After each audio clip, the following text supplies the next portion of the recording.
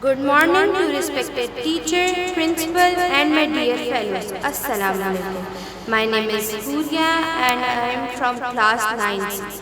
I am here to deliver a speech on his auspicious occasions of Teachers' Day. I would like to start by wishing all my respected teachers a very happy Teachers' Day. It is because of your hard work and dedication that we as a student learn and grow into a better person every day. Celebration of Teachers' Day in school holds a very special place in our hearts.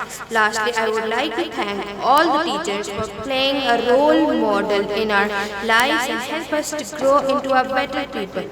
I am thankful to get an opportunity to deliver a speech on the special occasions of Teachers' Day. Thank you. Thank you for continuously inspiring me to do my best. You helped me strive for goals. I found a guidance, friendship, discipline, and love, everything in one person, and that person is you. Being one is the highest privilege. Having one is the best blessing. Great inventor and leader are not born. They are motivated and inspired to do a great things by a great leader like you. रोश ये मुझे नहीं आता